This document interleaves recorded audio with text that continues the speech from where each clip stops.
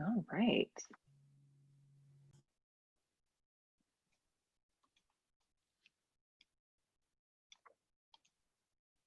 I think it's just us still, so we're good. Oh no, we've got a few people who have joined us. Yeah, we've got a few people. Welcome. Good morning or afternoon or evening to those of you who are here. We're just getting started, so we're gonna give people a few minutes before we do introductions and dive in. So hang with us for a minute, and yeah, thanks for logging in right on time. So punctual. I love that. Yes, it is. It's good. I was joking, actually, for those of you who are punctual might appreciate this. I was joking with one of my Oxygen colleagues about how when I have like phone meetings or whatever, that I wait for the phone to like literally flip to the time that I'm supposed to call, and then I hit I'm like to be very exactly on time. Not early, Yes. not late, exactly on time. So I guess there's a kind of a satisfaction about that. Just like I think we sometimes, you know, time it to be like, I'm going to show up at 2 minutes past because I don't want to appear too eager, right? To join the meeting. Totally. Yeah, but for those of you who are joining us, I see that our colleague Lisa has asked where everyone's joining from, but that'd be fun to hear. Oh yes. Look at that. Rob from Ashburn, Virginia, welcome. And Rita from Northern California, welcome. Texas, nice. Oh, Richmond, Virginia, that's where I grew up. And my family still lives there. Hey, Mary Beth. Nice to meet you virtually. Great. Cool. Okay, so maybe we'll give people one more minute before we get started. But yeah, for those of you who are just logging in, if you want to share where you're logging in from, always fun to see that. Yeah, we like to see that. San Francisco Bay Area, nice. Welcome, Dave. Great. That's interesting. I'm in Boston area, or actually about 30 miles north of Boston, and it is so hot here. So hot. Yeah, you guys are having a heat wave. We're having the opposite situation in Seattle. I don't know about down in the Bay Area, but it's still in the 50s right now at 11 a.m. All right. Cool. So I think I'll give people another like 1 minute, and we'll start at like 3 after. Rachel says it's perfect weather in the Bay. I'm counting down because, you know, that whole thing about being punctual. I know, right? All right. Yeah. Okay, cool. Why don't we go ahead and get started? And again, for those of you who've joined us right on time or even early, we appreciate it. And I'll just introduce myself. I'm Laura Dolch. I'm an experienced design lead at Oxygen. And for those of you who don't know us, at Oxygen, we help companies drive growth by modernizing sales enablement and workplace education.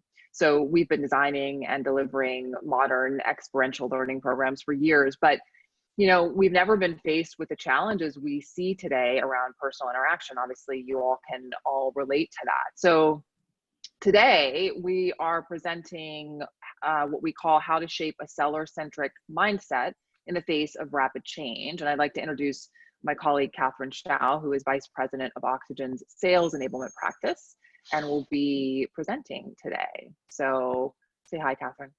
Great. Hi, and welcome everybody. And we're very excited to have you all here. I must confess, I peeked a little bit at the list, and I know a few people who are on, so I'm very excited to hang out with you all for this conversation today. Yeah, always fun to see some friendly places. So yeah, just quickly before Catherine gets started, a little bit of housekeeping. If you do have questions during the presentation, feel free to drop those into the Q&A box and in your Zoom chat window, and we'll have time set aside at the end for discussion of questions. And I'll keep an eye on them too as we're going, in case stuff comes up as we go. But yeah, I mean, that's really it as far as housekeeping. So just pop those questions in there, and then obviously use the chat to chat in real time, either amongst yourselves. And again, I'll keep an eye on that. And yeah, I'm going to pass it over to Catherine. Great. So we thought we would start today by talking about what we mean by this seller-centric mindset. And I would love it, and you know, Laura can also chime in here, but you know, let's use the chat and ask ourselves, what do you think is part of a seller's day-to-day? We want to kind of hear what people have to say.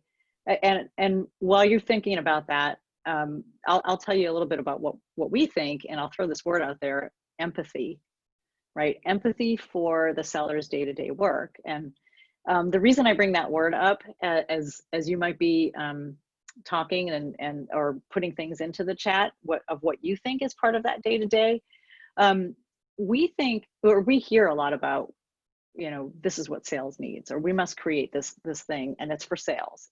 Sales this or sales that. But then we thought, well, wouldn't it be helpful to really hone in on what sellers do all day, and actually how things might be different from one type of seller to another, and how do we in Sales Enablement support that? So, well, love to see what you have to say. Yeah, I see Rita is the first to type in her answer, and it's anxiety. Yes, I think that unfortunately, especially these days, is probably true. But yeah, I'd love to hear from some other folks about what you think is going on for sellers day to day. What else comes up for you? Yeah. And I mean, I'll also chime in here as well. We hear a lot about having conversations, preparing for meetings, as an example. I don't know if people would agree here, but a big part of sellers' days has to do with the meetings and things. I'd be curious, Laura, if anything else is coming forward. Yeah, we've got a few. One, Dave says isolation, which right now, yeah, for sure, which is, an unusual state of affairs for sellers, right? And then we've got some others, Mary Beth is saying dealing with internal processes and obstacles. Melanie says connecting virtually with clients in a meaningful way, which is absolutely a challenge. Those are all really great insights. Yep. Anyone else want to share? It's interesting too, like we hear a lot about, for sales enablement, it's how do we prepare sellers to have what they need when they need it? And when I think about what sellers do, say in conversation with customers, they're doing a lot of, back and forth, like what's a conversation consist of? Well, it's, explaining something, or maybe listening, or I think a big part of a seller's job is actually reframing something with a customer so they can see it in a different way. So some of that is a little bit what we're going to get into as well in this webinar today, to think about, how do they handle the business changes and things that they have to learn that's new. Perhaps they might have to interact with a new technology system in their day-to-day, or where we're really going to focus is on what kind of assets are being created for them, and are they useful in their day-to-day. Yeah, and it occurs to me that as we're talking about those things, because people brought up the sort of isolation and the having to connect virtually, in a meaningful way, like those are kind of threads that we can, maybe even touch on as we're talking about this. Yep, absolutely. Cool. Shall we keep going? Yes, indeed. Sorry, I muted myself for a minute because I've got some yard work going on outside. Yep. So The realities of working from home. Cool. Well, I think one thing that we're hearing, and I love this with the comments that different people have made, is that the world is getting more complex. And I almost feel like we say this a lot. Yes, the world is complex, but I mean, come on, today, how much has happened and what we're dealing with in our world today in terms of businesses having to reinvent themselves, in terms of, sellers basically having to adapt. It's just, there's so much more complexity that's going on, where any given business where a seller might have a job is having to shift and reinvent and do something different. And that totally changes the sales conversation. So I just wanted to point out that one aspect as we're developing that empathy for a seller. Like, let's think about how they're the canaries in the coal mine, or how they're at the tip of the spear and they're the ones who actually are out there having these conversations and sort of handling this change as it's coming. And I think the other thing is, I think we all wish that this were our world here, where it's like our kid were, lounging on the couch very quietly, letting us work. But, we're all working remotely and we're all dealing with, say, yard work, right? Or other kinds of things. And no longer is a salesperson able to have those in-person handshake, customer meetings. It's just totally different now for them, as well as for everybody else. So again, as we're thinking about that empathy aspect, how are we going to support that shift or that change? And then I think, as we said before, just the fact that customers are going through so much reinvention it's just astonishing, like what you see popping up here and there. I mean, I'm sure, Laura, you have an example. Totally. Yeah, there's so many things going through my head right now as you're talking about this. Like, one is that, sellers in particular really have to adapt very quickly, because, they're not only is their livelihood, predicated on that, but their ability to help their customers, right? Is like, they really have to move quickly. I mean, all of us have to adapt, but sellers, I think, are really, as you said, they're the canary in the coal mine, and like, they have to like snap to it. And yeah, I mean, as far as businesses having to change these days, I was sharing with you, Catherine, the other day about a company that I am a member of. It's a Seattle-based company, but has customers nationwide. It's called Armoire, and it's essentially a virtual closet for working women. So it's a wardrobe rental company, and so historically they have. And they're still very much in startup mode. And so historically they have provided, working women with outfits to go to meetings and, be in the workplace and all the things. And you can imagine that when the pandemic hit, that value proposition had to change very quickly. And so they have quickly changed to focusing on sort of the joy that it brings to have, sort of a new outfit to wear, even if it's just, some joggers and a nice, a fun top for Zoom meetings or whatever, and really repositioning not only their messaging, but also their inventory, right? So they've really amped up. When I go in now to choose the monthly, they call it a case that I get, yeah, sometimes I get joggers instead of a dress, or sometimes I get a dress anyway, because it just, it's it gives me a little boost in the middle of the week, even though I'm working from home. So I think that's a good example of how, just the drastic changes that companies are having to go through. And that's just one of many. Yeah. And you always look so good. I have to say, Well, like, you always got great clothes. And, I mean, that's a great consumer example. And I can think of other B2B examples. Like, we've heard Kodak's been in the news quite a bit, maybe not for the best of reasons, but it's kind of interesting to think of a company that used to make film that is now sort of looking at making ingredients for generic drugs. I mean, that's, maybe I would need to be a chemist to understand the connection there, but in any case, I do think that that's a pretty massive reinvention. So totally. Let's kind of keep going in the discussion, because I think when it comes to the things that we create for sellers, where we wanted to kind of take this next was to talk a little bit about, how do we create the stuff that sellers can actually use in their day-to-day jobs? And we talk a lot, we've heard a lot about, the content for sellers, but I wanted to share a few data points here because sellers do need to stay connected with customers, and they have to be able to engage with them. And so what are the things that they use in order to do that, to create that connection? And how are we actually helping to support that? And, I'm going to share a statistic here from Serious Decisions, which talks about the sort of B2B marketing organization and the fact that a lot of content is wasted. And, when we think about waste, we're thinking, well, they didn't use it, or they couldn't find it, or, or some of the top 3 reasons actually around this utilization issue really have to do with, can they find it? And we all know that there's lots and lots of information out there for sellers. And it's kind of like they have to wade through lots of things. And even if you have a technology platform that, tags the content or, helps them find it more easily, then you have the issue of, well, if they can find it, is the content relevant? Is it going to be relevant to what they do every day? And I know we're saying sellers a lot. We're using just one word to describe sales. But you'll see as we go through some of this webinar today that we're really going to think about sellers in different roles, and that the relevancy of that content has to do with if it's up to date and also relevant to their job in the type of seller role that they're in. And then finally, sometimes content is just really too generic. I mean, if we've ever said that we were going to create something, it's for sales, probably, it's going to be end up being a little too generic, or maybe even if they wanted to use it with a customer, it would also be like just too high level for them to get into a conversation.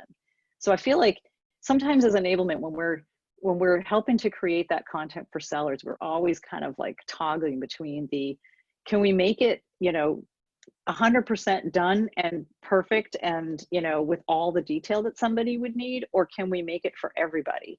And it always seems to be one of those either or questions. I don't know if you have any other Totally. thing. Yeah, I was just thinking because as Catherine knows, my first career was as a marketer and for, too many years to even recount, but and to a large extent it was in a sales support role. And so I look at these issues and think how many mistakes I made in this space with, as Catherine said, trying to sort of toggle between those two extremes where it's like super specific, too specific or too generic. And it's a real balancing act, especially as a marketer where, you want to get your thing out there in the world. But the seller's sort of dealing with the day-to-day of what that means. Yep. Totally. And I mean, so the I can't find it question is one that we've seen, I think, mostly or partially solved by some technologies that are out there. But I think the bigger question is about that relevance and that generic, and how deep do you go and how detailed do you get it?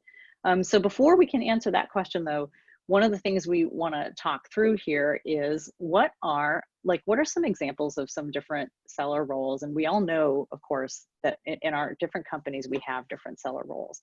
And I'm going to go through them, but I'm going to go through them with the lens of some of the stuff that they might use in their day-to-day world. For example, let's take the account executive, right? That person who's got the purview of a whole account, and maybe they're the one head of the team for the large strategic account that you have, or maybe they've got a regional patch of several, say, mid-sized businesses. But either way, they're kind of like owning the relationship with the client, and they're doing all that sort of navigating and mining through different areas of that customer in order to bring your company's capabilities to bear. So they might use things like the pitch deck, or a follow-up of a one-pager. This is where we might think of like marketing collateral as coming into play here. And maybe they use a proposal template and things like that. Now, these things you may already have in terms of creating them for an account executive, and that's great. We've come into examples where, like we worked with this one strategic accounts team that was responsible for really, really large deals. And they had pro forma business cases and proposal templates and all that kind of stuff. But the one thing they didn't have, according to the sellers that we talked to, was the tailable pitch deck. They didn't have something that was kind of simple and easy for them to edit for any situation they might find themselves in. And instead, they were going off and creating their own. So I thought that was kind of interesting. Yeah, and I'm curious actually from those of you who are here, if you want to share, like which of you have experienced that where you have, the sellers just creating their own thing, sort of no matter what you kind of put out there, it may, for whatever reason, it's not serving their needs. And have any of you all had that happen? I'm sure you have. Yeah. But anyway, I'm just curious about experiences with attendees, if you want to share that in the chat as we're going. Cool. And as you might be thinking about some of those things, let's just kind of look at one more, another role here. So we have our solution architect here, and this kind of stuff that they use with a customer is going to be different, right? They have to get to know the customer's environment in order to come up with a solution. And a solution architect in different industries, of course, can mean different things. In the tech industry, they're going to be that sort of technical guru who knows how things fit together. And in another type of a business, they might be more like an engineering, mechanical type of person, or say in a scientific company, maybe that's there might not even be such a title as solution architect, but it's the type of person who just assembles that solution for the customer in all of its glorious complexity. So for these, they might need some deep dive examples or things to share with a customer so that the customer can kind of see themselves in that solution. They might need a little bit of a decision tree to show a customer to say, hey, look, if you're going to go this route, this is kind of the implication. Or if you're going to go that route, these kind of like A/B test type of things. Or we also see that whiteboards, since you can't do a whiteboard in person as much anymore, it's really helpful to have some kind of outline or some sort of tool that allows you to bring in different images, or be able to co-create with customers. So that's the solution architect, like more like an archetype of a role, maybe not what you might call them in your company. And then just one other one, you know, going deep into the nerd realm is the technical specialist, right? So they're the people that are really, really going to talk tech. And, you know, this is a different, they're potentially talking tech with a different audience than the account executive is talking to, right? So within any given organization, they're gonna bond with the other technical people at your customer, and they're gonna get nerdy with them. So these, what we call solution schematics, super helpful. You know, I think one company actually literally referred to their technical specialists as a pile of nerds, but one that can solve really complex problems. So, you know, we want to give them those types of tools, diagrams, graphics, Legos, and of course, you know, more types of outlines or whiteboards. Well, and I should say here, oh, sorry. Yeah. Didn't mean to interrupt you, Catherine. I was going to say, we use the word nerd with love because we consider ourselves nerds. And I also wanted to share something, Catherine, that someone said in the chat about, I think it was Rita was sharing in response to just asking, like, had they seen these kind of not so useful materials pop out? And she said, yes, lots of times marketing develops, quote, internal and confidential sales tools. And I said, yeah, that's not right. That's not especially helpful to a seller if it's literally internal and can't be used in the field, right? So I thought that was interesting. Yeah, totally. And I mean, of course, there are going to be situations where, you know, like you're not going to share your pricing tool with a customer necessarily, but you may want to be able to develop a sort of business value calculator or something like that. That's can be really hard to develop, but they can also just, you know, provide a lot of that, you know, I mentioned pro forma business case, like those types of models can be super helpful in that solution area. So these are just a couple examples. I mean, obviously there are tons and tons of different types of seller roles. We have, you know, I didn't even cover things like BDRs and SDRs and inside sellers or outbound prospecting, or things that you might need lots of templates and scripts for. But you kind of get the idea that, like, we want to start to differentiate between these different seller roles and to think about what they do all day in the under the construct of their role. So how do we understand that day to day? And we thought maybe it would be helpful here to kind of frame out some, you know, questions. And these aren't necessarily questions to ask sellers. You can ask yourself if you know the answer, but if you don't know the answer to some of these, maybe that's a great opportunity to strike up that conversation with a seller to find out, you know, what is most important to them. And I mean, we also know, like this one, for example, how they're measured for success. A lot of them have goals and quotas and things like that. But, like, you know, how well do we know that? And I love this question here. What seems confusing about what they do? I mean, confusing to you as an enablement person, you know, does some of what they do seem like a black box? So we thought, you know, these are just ways to be curious here. And I don't know, Laura, did you have something you want to say? Well, that's right. Yeah, I was sort of just harking back to what I was saying earlier about being a marketer and realizing that, you know, I rarely asked my sellers these questions, and not just as a marketer who was supporting, in this case, AEs, but also as someone who has managed salespeople, right? So, you know, and I like the shame, like shame for not sort of asking these really relevant questions about their day to day that I just wouldn't have, you know, at the time wouldn't have thought to do. So I guess it just speaks to how much more effective I could have been, you know. And again, I think Catherine and I were talking about this earlier, like this doesn't have to be like a formal sit down meeting. Like these can be just conversations that you have in the workplace. You know, if you don't know the answers to these questions, I think, you know, to Catherine's point, it's a great opportunity to just strike up a conversation and develop that relationship too. Yep, totally. And I mean, so this we're going to get into from asking these questions to doing something what we call co-creating with sellers, right? So if we were to take what we know or what we discover, I would say, about their day to day, you know, maybe the next step here is let's lend them a helping hand. And I mean, we all have been in that instance where sellers have gone off and created their own thing, right? You know, we create a great positioning deck on the marketing side and we make it available to sellers, and they do stuff to it, or they don't even use part of it, or, whatever that is. And even though that might be, it might be a little frustrating to start with that, but at the same time, there's probably a reason why they need to tailor it themselves. So we think a little bit more on the side of, well, what is the thing that they need? If they could create their own marketing deck and you could help them with that and lend a helping hand, what would that look like? So like, just working with them to extract that content. If they're good at what they do, they're going to know what their talk track is, and maybe they just don't have the asset that helps them bring that talk track to life. And maybe they need to have supplemented what they're doing with maybe what some of the business stakeholders have directed, and that they just don't have time to pull that together.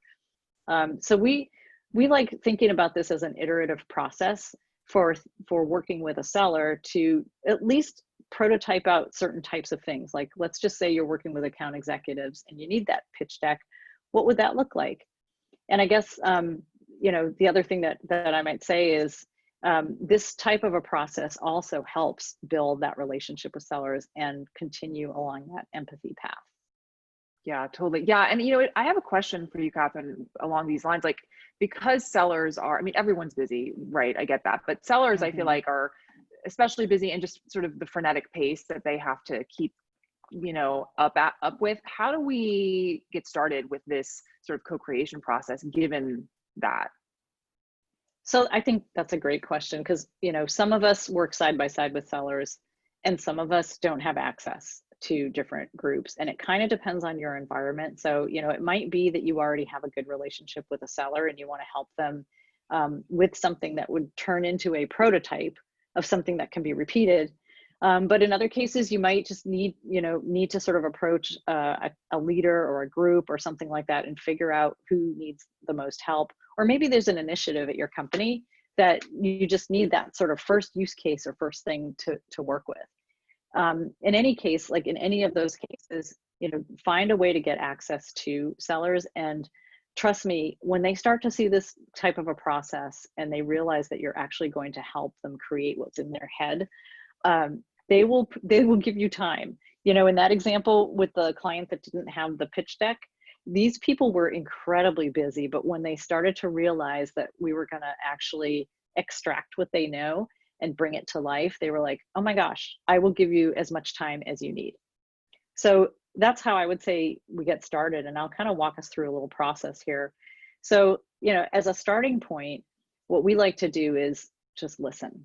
We start with just listening to them tell us where they get their information, and to listen to their talk track.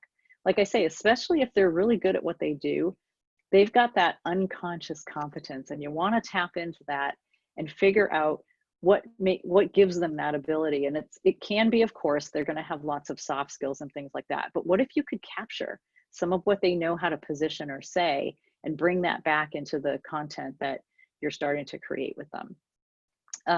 The other thing that we like to do, besides just listening, is to take what you've heard and then create a structure for them to react to. So that might be, hey, let's show you the outline for that pitch deck. And, here's what I heard you say here at the beginning when you were starting to position. And here's a placeholder for that customer information that we don't know, but you will. Something like that. And let them just react to it. And they might say, that's too wordy, or that's too much information. I would never put that on a slide. But that's really helpful, I think, for us to know is what they have to read the situation with their customer as well. And then, as we're going through some of this process and we get their reaction and their feedback, we want to incorporate that so that the next time that they are, that you're working with them or doing this iteration, that there's just a way to create something that's, I would say, 80% complete. The reason why you want to do that, you want to leave those placeholders in for them to tailor to that customer meeting. Again, we're using this pitch deck example where, we were able to put together some of the marketing material that would be all about this company that typically you'll lead a first meeting with a customer to do that type of overview. But then when it comes to reflecting what's already been heard with the customer, we would leave that part blank and just let the seller, tailor it to how they needed to say it. At the same time, we want it to be visually ready to be customer facing so that they can take that that visually polished thing so they don't have to do that heavy lifting, and then just put in the content that they need as far as verbiage or, you know, talk track.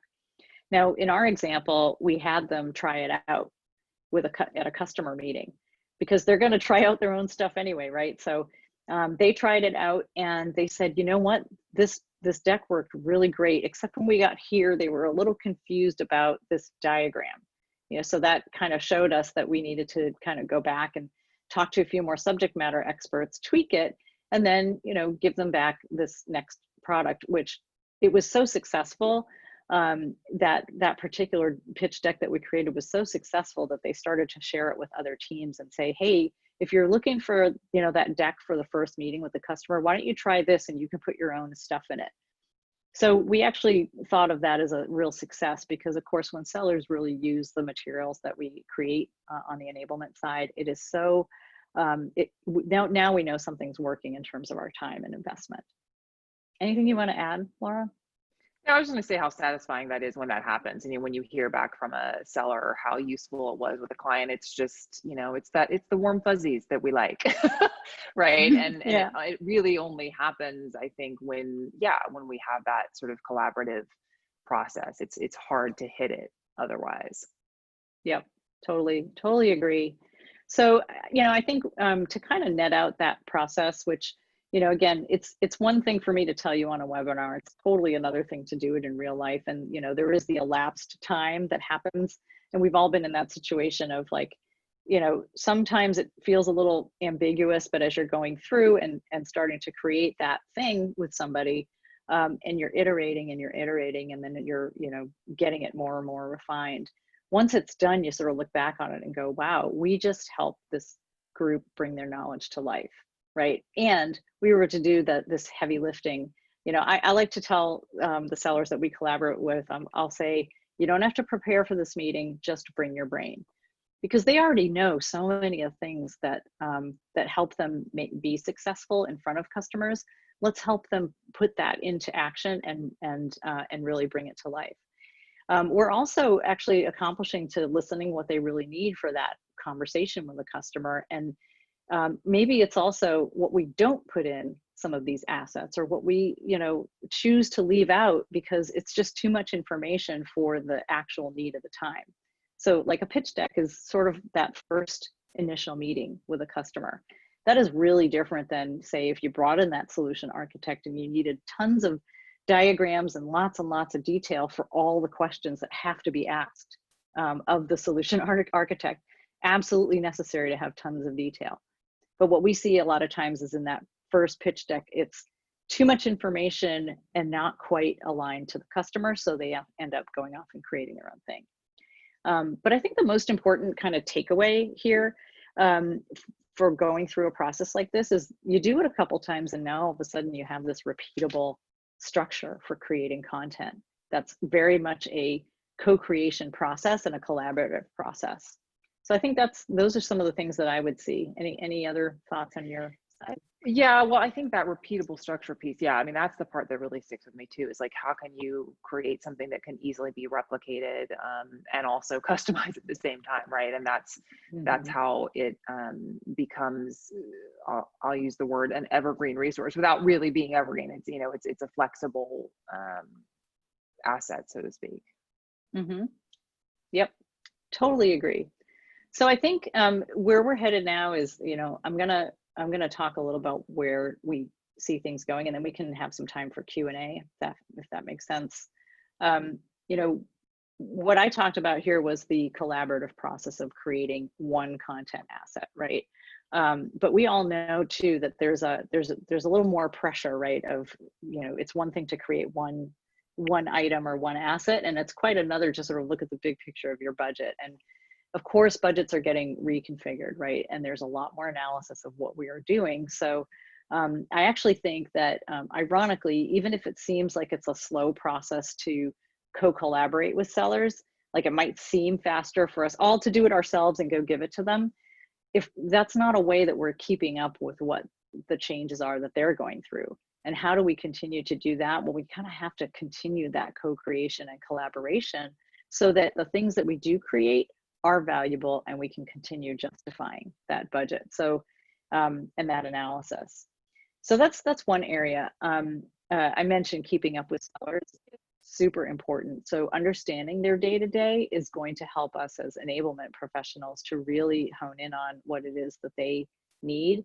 And I do think, like, some people think, oh, well, there's a way to, say, survey the entire field, or you know, do a variety of analysis, and those are really good tools and good ways to do things. And I would say that, you know, there's nothing like having a conversation with sellers. You want to get that color as much as possible. The other thing I would say is that we're going to see technology and platforms consolidate, and we're probably also seeing a lot of this now. So, you know, we didn't touch a lot on the technology aspect. I think there's so much information there about sales enablement platforms and tools, and probably too much information in some ways. But I think we are going to see some consolidation, and also some questioning of the value of those platforms and what it is that they're delivering. I think that lots of this technology is awesome at helping a seller deal with that first issue of finding something. So they might be able to find something, but we don't see platforms really deal with the content quality issue. So, you know, we'll see some consolidation here, and maybe we'll also see some other things develop there around being able to create quality content. And I always like to say that the tools are, sorry, I was just going to jump in and say, I always like to say that the tools are like the last piece of it, right? It's like you said, if the content itself is no good, the tools are not going to help with that. So it's like, that's the last decision to make. Yeah. It is. And actually, I think to that point, you know, this is one area that we do a lot of work on, is the user experience for the seller. So what is their experience like at the end of the day with all of the stuff that's created for them and all the technology and all these different things? This is something that's really tricky, because it's not, we don't see this necessarily being addressed by technology. And I would almost argue that user experience isn't a technology, it's just a layer of, you know, people thinking about how information is presented and what, you know, how that people are guided through the gobs of information that people have to consume digitally. So we're going to see that sort of digital presentation layer become more and more important as we move forward. So I would love to open it up to some questions here, and, you know, see if there are any questions in the chat, or anything else that people want to discuss. If you do have a question, please feel free to put it in the chat. Yeah, just or even the Q&A or the chat, either one. I've got my eye on both of them. And you know, I'm especially curious about, you know, what questions people have about this. Like Catherine was saying, like the collaboration process can feel like it's, you know, it's going to take longer. And, you know, I think, you know, maybe upfront it does, but, you know, it occurs to me, and certainly in my experience, it's been that upfront investment makes additional things that you create later with those sellers so much easier, right? Because you're developing that relationship as you go. And I think, but I'd be curious to know, you know, what concerns people have about that. And actually Ben is asking, you know, how long is that process? What would you say to that, Catherine? So I think I will answer that in a couple parts. The process that we took with that pitch deck took about 2 or 3 weeks, I want to say, but it had to do with elapsed time and sellers having to do different types of things in between, and us like iterating on that deck. The first time you go through something like that is always going to take a little longer, but the more you repeat it, the faster it will get. And I think what you'll find is that you can also reuse a lot of components, as long as you're recognizing what's reusable for a given role and what isn't. Yeah, totally. What else? What other questions people have about, whether it's about the process or, you know, just generally how to support sellers in this really sort of rapidly changing time that we're all in, or even about specific kinds of assets too, because I know that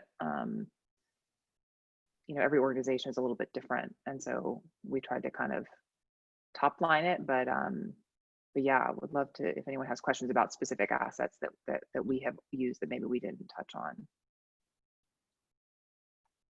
We got a quiet bunch here today. Yeah, I know. Well, you know, it's there's a lot of Zoom fatigue, and you know, we'll probably wrap up in a few minutes and give people a little bit of time back. But one thing I wanted to mention is that like these examples that we share, you know, we know that they're just some little sliver of what sellers might need, or particularly sellers in your company.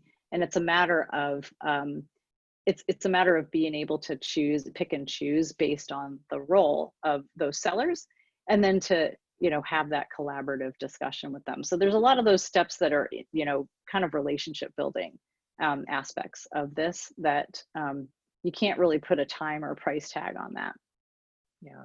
Yeah. And Ben just posted another question. Ben, I'm not sure I understand your question. Are you asking if there's a website that we recommend salespeople visit to read about or use in daily sales? Is that your question? If you could clarify in the chat. Just want to make sure I'm giving you the right answer here.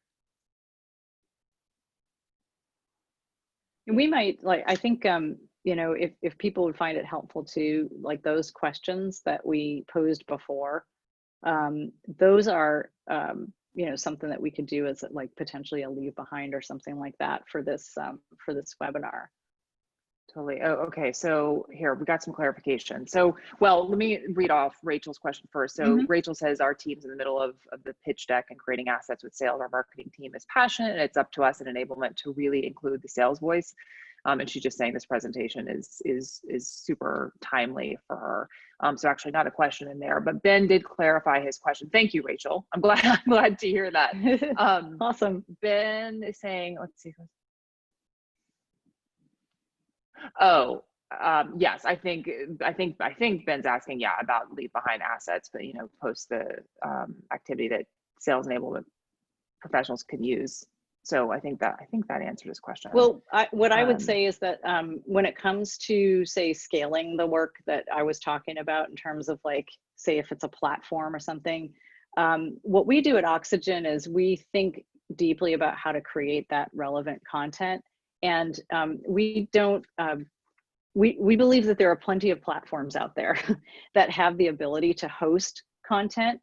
So it's usually whatever in your organization, whatever tool that you might have, and it literally, sometimes it's a SharePoint, right? But whatever that area is, we think about the navigation to it. There's lots of work that you can do with user interfaces and things like that. And there's ways to sort of layer that on top so that you get the most out of those technology investments. And that's kind of typically how we would help that scale. Hopefully that answers the question. Yeah, I think it does. I'm guessing. And Ben, please feel free to type in the chat if that didn't quite hit on what you were getting at, but I'm guessing that maybe it did. And like you were mentioning a comment by Rachel earlier about like including the sales voice, and that it's up to enablement. And I couldn't agree more with that point. There is something like a mission, you know, to sort of say, hey, we're the voice of sales, or we're the like sales empathy people, because they're, you know, a lot of times they're out in the field and they just need somebody to translate what they need. And then marketing becomes an awesome partner in that, because there's so many wonderful skills that marketers do have around creating visual material or being creative or some of those things. And they just need that translator or facilitator to help, you know, put into words what those sellers can use on a day-to-day basis. Yeah, totally. Yeah, I love the way you put that, because it does often feel like, yeah, a translator for sure. Great. Well, do we have any time for more questions, or? Oh, actually, I have one more. Yes, we do. We've got time. I do have one more question from Linda that just popped up. She's asking, does sales enablement have a role in retention? Oh, well, that's interesting. I mean, so depending on your business, you know, retention might be like if it's a customer retention sort of call center environment, or just a, you know, maybe there's a subscription model. I think it depends on how you've defined sales enablement's role at your organization, because, you know, there are some groups that say that customer retention is just another step that, you know, in how we engage with customers. And if that's the view that your organization has, and it's increasingly, I think, in our complex world, not so much a funnel and a lot more of a like a ongoing cycle, then I'd say sure, you know, enablement can have a role in customer retention if there's a suitable feedback loop for enablement to be successful and play a role there. Yeah, that was a great question. Thanks for that, Linda. Any other final questions before we have one more thing to share with you all, but want to make sure we hit on all the questions. So if anyone else has anything else, just pop it in the chat. Cool. We think so far we're not seeing anything else come in. So yeah, we want to make sure that you all know about our next webinar, which is coming up on October 15th. And I'm going to actually pop into the chat the link to sign up for that. So I just, oh, yep, there we go. Just added that. So we would love to have you at our webinar about experience mapping and really digging into how to create successful learning experiences. So please use that link to sign up for that. Catherine, anything you want to add about this topic? Yeah, I would say, like, let's say you feel pretty comfortable about some of the things that we talked about in terms of the seller empathy and the sort of collaborative aspects. If you want to do this at scale, and when I say this, even if they have to learn something, if it's about them learning something new, then the experience mapping aspect of doing this is really setting up a blueprint so that you can make sure that there's a great experience behind all the content that sellers have to go through.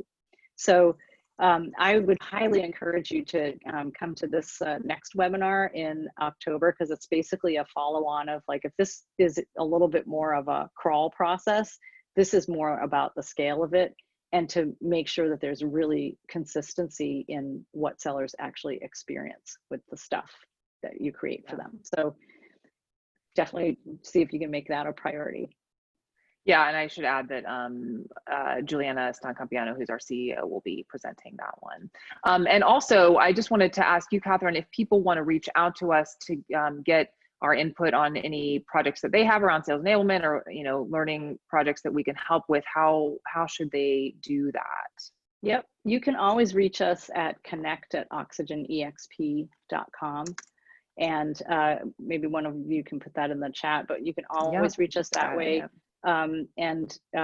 If you want to reach out to me, you can use that email address, and I'll get sent a notification for that. And yeah, we definitely enjoyed presenting to you and sort of getting some interaction from everybody here. So it was fun for us. We hoped it was fun for you as well. Yeah, thanks so much for joining and for such great questions. We really appreciate it, and hopefully we'll see you all in October. Cool. Thank you. Thanks, everybody. Thanks, Jerome. All right.